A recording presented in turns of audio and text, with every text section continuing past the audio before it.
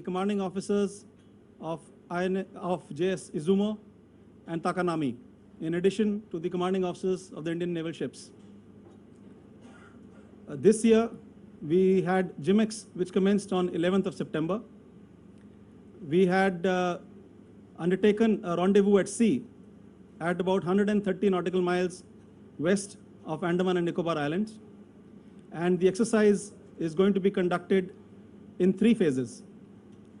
The exercise started with a sea phase. Thereafter, we have now come today for the harbor phase, and it will culminate with the sea phase again. What is particularly of note is that normally every multinational exercise starts with the harbor phase, where we discuss and iron out all the issues and thereafter proceed to sea. But since over the years, we have developed such an interaction and interoperability with the Japanese Maritime Self-Defense Force that we could straight away proceed to sea and undertake the sea phase, with the harbor phase commencing later. The sea phase has been conducted in all 3 dimensions. The period at which we were at sea, we exercised in surface firing exercises, anti-air firing exercises, anti-submarine exercises, and we have operated in all dimensions.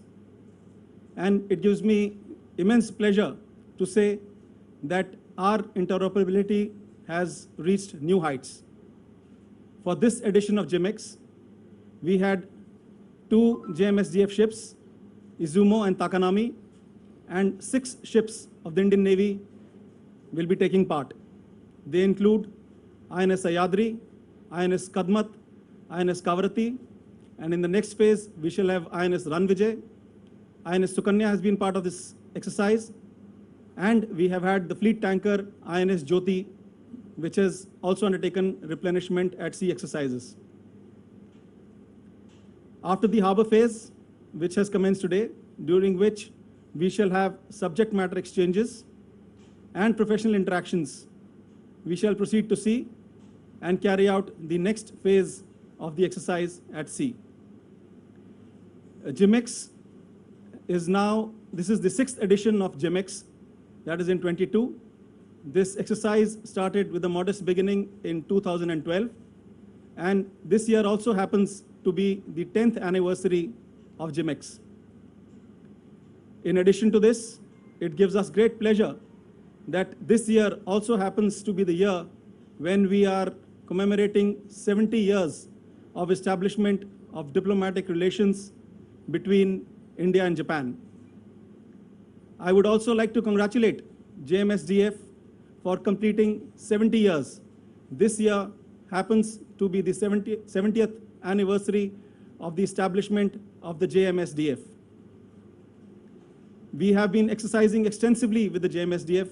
This year itself, we had exercised in March during exercise Milan, during which JS, a ship had participated, that is Yudachi. And now we have the other 2 ships which are participating now. And this shall be followed in November during the IFR, when the ships of the Eastern Fleet shall take part in the exercise of Yokosuka. I take this opportunity to wish the very best to our friends from Japan, and I look forward to meaningful interactions. Thank you. I'm Rear Admiral Hirata, Commander Escort Flotilla 4, Japan Maritime Self-Defense Force.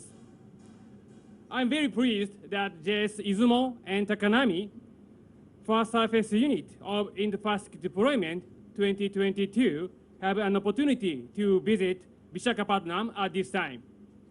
Warm welcoming and a lot of support for our visit. It is a great honor for me to have this opportunity to speak on board the INS Hadori with Admiral Bara, Flag Officer commanding Eastern Fleet of Indian Navy. I'd like to express my heartfelt congratulations to all people of India. In addition, this year also marks the 70th anniversary of the establishment of diplomatic relationship between Japan and India, as an important milestone in both countries. It is a great honor for us to visit here in Visakhapatnam in such a memorable year. As a matter of fact, this is my second time to visit in India.